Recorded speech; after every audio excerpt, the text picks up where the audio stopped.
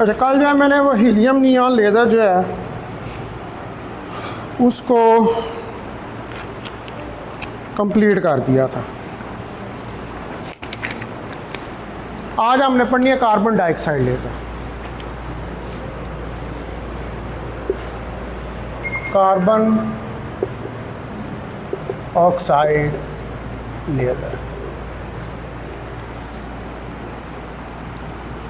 तो carbon dioxide laser जो है ये बेस्ट नोन मॉलिक्यूलर लेज़र है of large family of lasers is the carbon dioxide, यानी कि ये मॉलिक्यूलर लेज़र्स में इसका जो है वो नाम आता है। तो the best non molecular laser of large family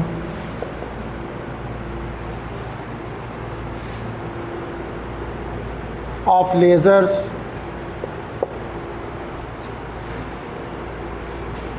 is carbon dioxide.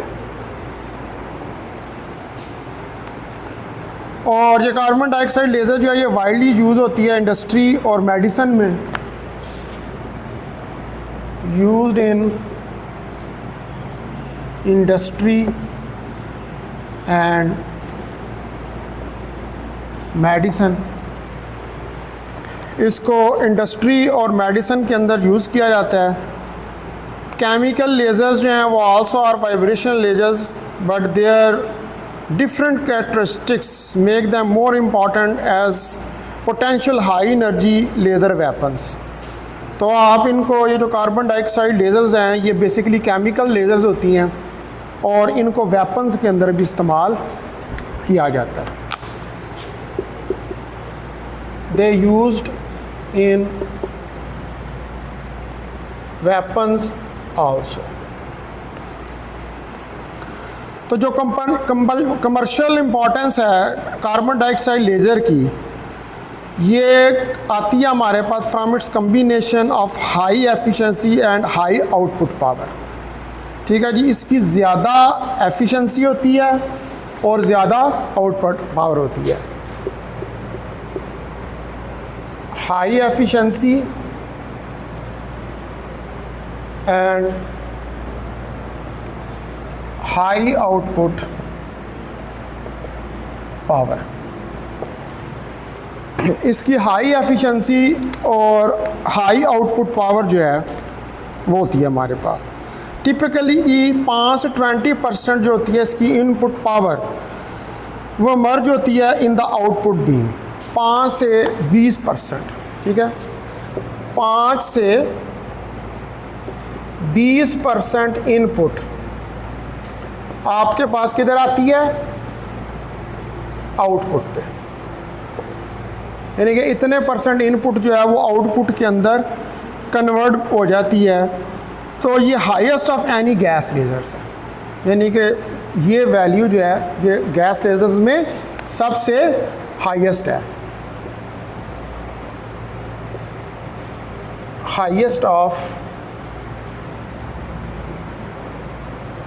Any gas lasers. तो ये कोई भी जो गैस लेज़र्स हैं उनमें ये हाईएस्ट है।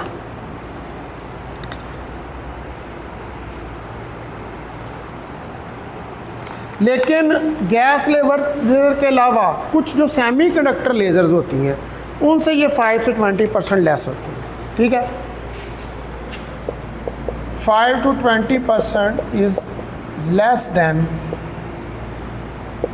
for semiconductor lasers।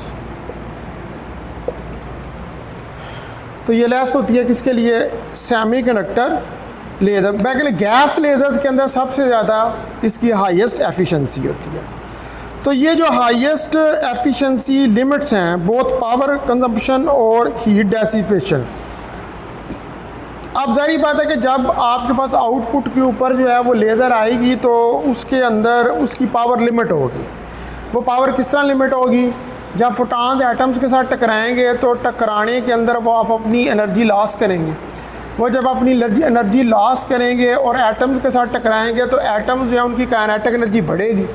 जब काइनेटिक एनर्जी बढ़ेगी तो टेम्परेचर बढ़ेगा। अब वो टेम्परेचर जो है वो in the form of heat loss होगा। ठीक है, तो इनकी एफिशिएंसी इस पावर कंजम्पशन और डेसिपेशन की वजह से लॉस होती है।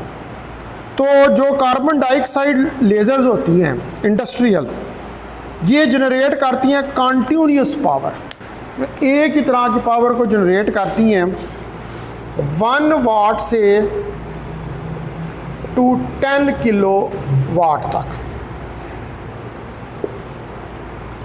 तो आमतौर पर जो दूसरी लेज़र्स होती हैं उनकी पावर 1 किलो वाट से बिलो होती है। ठीक है, अदर लेज़र्स पावर्स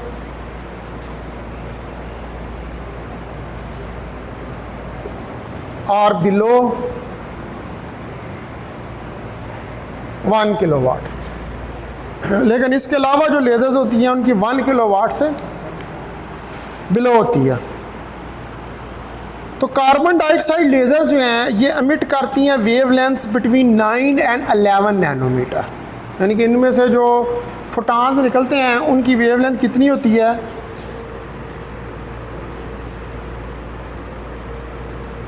वो वेवलेंथ होती है आपके पास 9 से 11 मिलीमीटर तक। सबसे ज़्यादा स्ट्रॉन्गेस्ट एमिशन जो है वो होता है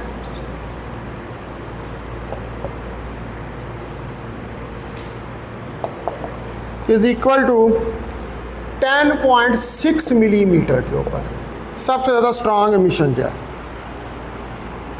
जिसको कि हम आमतौर पर कहते हैं कि ये इसकी नॉमिनल वेवलेंथ है। तो ये वेवलेंथ जो है स्ट्रांगली अब्जॉर्ब्ड होती हैं by organic materials, ceramics, waters and tissues. ठीक है, यानी कि इसके अंदर जो आप मटेरियल्स यूज़ करते हैं वो कौन कौन से होते हैं, वो ऑर्गेनिक होते हैं, सिरेमिक्स होते हैं, वो जो मिट्टी के बर्तन नहीं बनाते जिससे, वो सिरेमिक मटेरियल्स होते हैं। तो इसमें मटेरियल जो यूज़ होते हैं, मटेरियल यूज्ड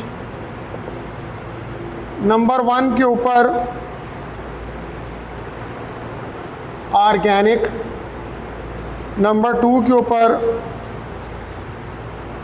सिरेमिक्स और नंबर 3 पे वाटर और नंबर 4 के ऊपर टिश्यू। ठीक है, ये वाले मटेरियल्स यूज़ होते हैं। तो अब इसके अंदर जब आप ये मटेरियल्स यूज़ करते हैं तो हमारे पास टेंस ऑफ वाट की पावर जो है वो ऑब्टेन होती है, जो कि इतनी काफ़ी होती है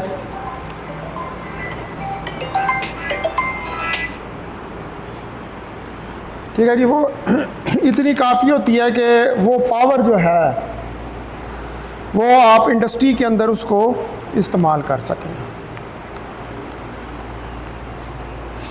तो ज़्यादातर जो मोस्ट हमारे पास मटेरियल्स हैं या मेटल्स हैं वो स्ट्रांगली रिफ्लेक्ट होती हैं 10 मिलीमीटर के ऊपर। यानी कि अगर आप मेटल को यूज़ करते हैं एज ए मटीरियल, अगर मेटल है आपके पास तो मेटल जो है इसकी वेवलेंथ आती है 10 मिलीमीटर के ऊपर। तो जब आपको टेंस ऑफ वाट्स के अंदर जो है ये कार्बन डाइऑक्साइड लेज़र मिलती है तो ये कट करती है प्लास्टिक्स को। इसके अलावा ये परफॉर्म होती है सर्जरी के अंदर, आप इसको सर्जरी के अंदर भी यूज़ करते हैं।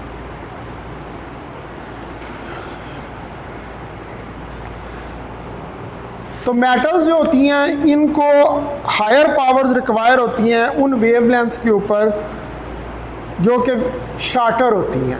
ठीक है, यानी कि मेटल्स जो हैं वो हायर पावर किस पर देती हैं, शॉर्टर वेवलेंथ्स के ऊपर हायर पावर देती हैं। ये तो हो गया इसका इंट्रोडक्शन। अब हमने देखनी है इसकी जो कंस्ट्रक्शन है कि ये बनती किस तरह है। ये क्या है? ये एक गैस लेज़र है।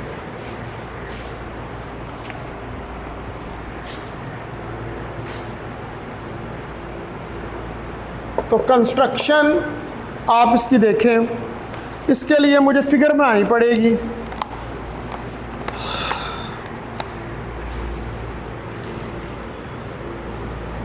ये मैं फिगर बना रहा हूँ इसकी कंस्ट्रक्शन की।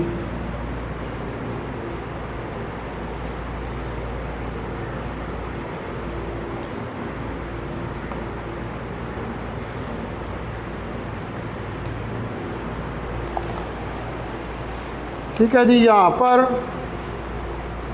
और इधर इसके साथ ये मिरर,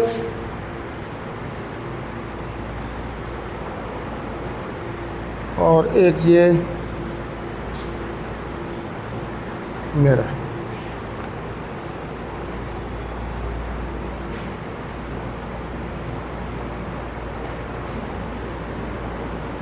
अब यहाँ से इसको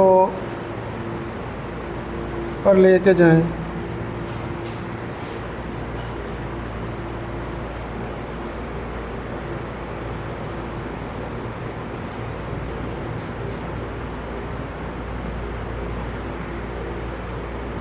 इसको इसके साथ मिला दें।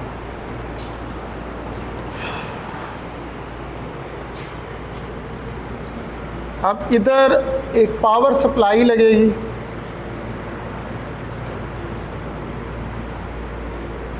ये एक रेजिस्टेंस यहाँ पर आ जाएगी, और ये एक इलेक्ट्रोड इधर आ जाएगा, और ये एक इलेक्ट्रोड इधर आ जाएगा। ठीक है जी। अब यहाँ से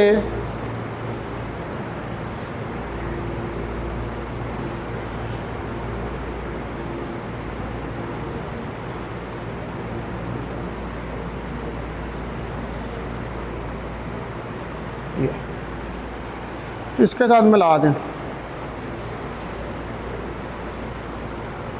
तो पावर ऊपर गई और नीचे आई।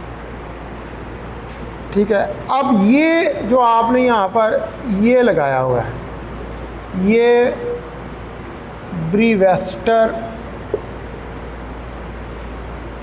विंडो है। अब ये जो लगा हुआ है यहाँ पर, ये है optical resonator.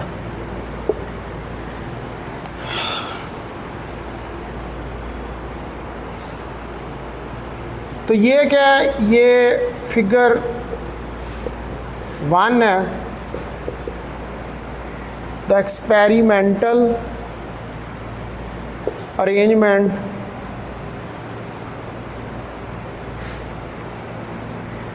Of carbon dioxide laser. ये आपके पास एक एक्सपेरिमेंटल अरेंजमेंट है कार्बन डाइऑक्साइड लेज़र की। तो ये फिगर 1 जो है, ये एक्सपेरिमेंटल अरेंजमेंट शो कर रही है किसी कार्बन डाइऑक्साइड लेज़र की।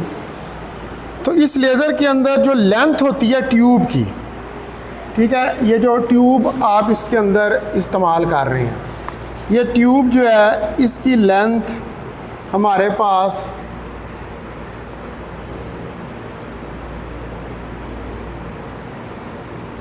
ठीक है जी, ये ट्यूब जो है इसकी लेंथ हमारे पास 5 मीटर है और इसका डायामीटर 2.5 सेंटीमीटर है।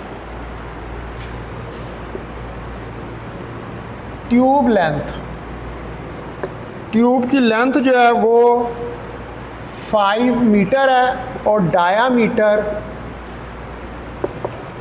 वो है आपके पास 2.5 centimetre. Discharge is produced by excitation. अब इसके अंदर डिस्चार्ज जैसे गैस लेज़र के अंदर प्रोड्यूस किया जाता है। डिस्चार्ज, पावर सप्लाई लगाई हुई है ना आपने, ये सारे रेजिस्टेंस भी लगाई हुई है आगे। पावर सप्लाई से पावर देंगे तो क्या इलेक्ट्रॉन आएंगे, इलेक्ट्रॉन गैस के एटम्स के साथ टकराएंगे तो इलेक्ट्रिक डिस्चार्ज जो है वो प्रोड्यूस हो जाएगा। ठीक है।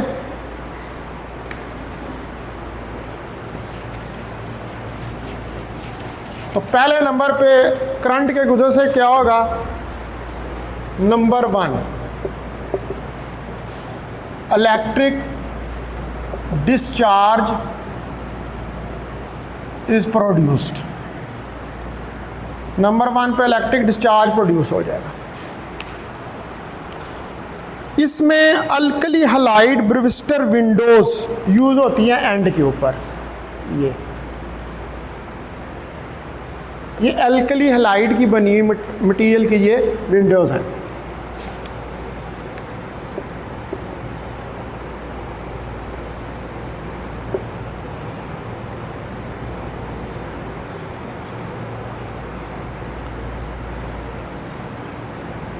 ब्रीवेस्टर विंडोज एट एंड। ब्रीवेस्टर विंडो क्यों यूज करते हैं?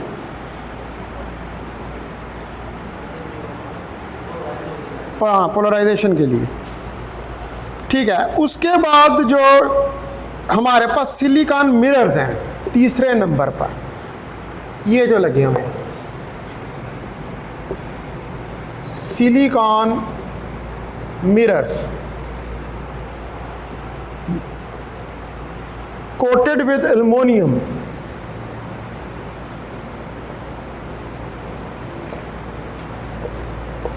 जो कि कोटेड होते हैं एल्युमिनियम से, are used as confocal resonant cavity, are used as confocal resonant cavity.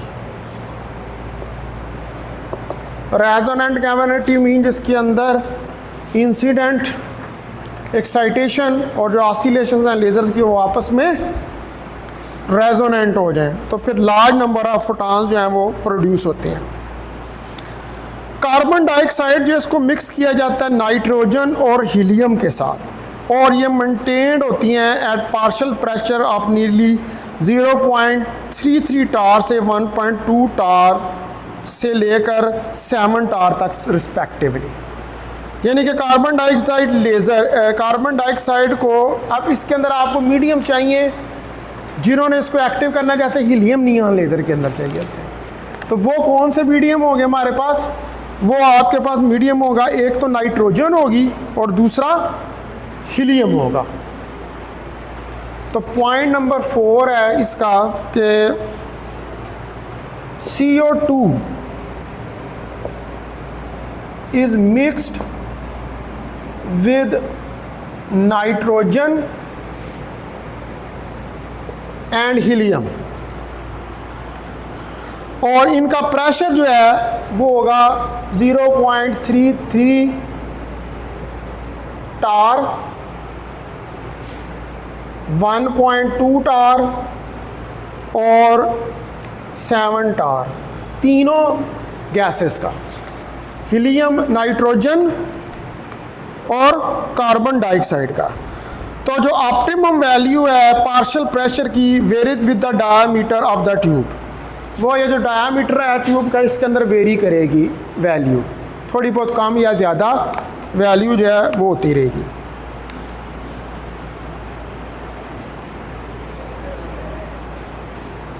अब यहाँ पर जो है हमें क्या करना पड़ता है, कुछ इसके अंदर केमिकल्स जो हैं वो मिक्स हो जाते हैं ट्यूब के अंदर, तो उन केमिकल्स को हमें की जो प्रोडक्ट्स होती हैं उनको डिसोसिएट करना पड़ता है कार्बन डाइऑक्साइड से, यानी कि कार्बन डाइऑक्साइड से बाहर निकालना पड़ता है उन केमिकल्स को, क्योंकि वो केमिकल्स जो हैं वो क्या कहते हैं, वो कंटेमिनेट करते हैं, गंदा कर देते हैं लेज़र को।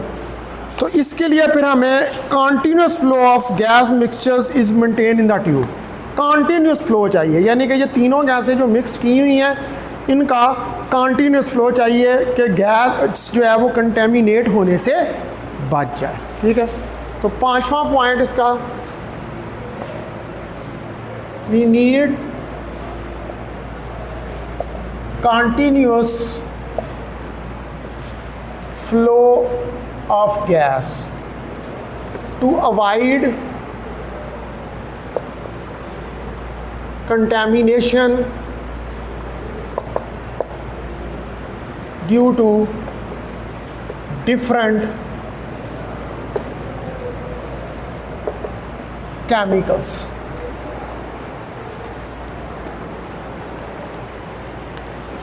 जो कि मुख्तलिफ केमिकल्स की वजह से प्रोड्यूस होते हैं।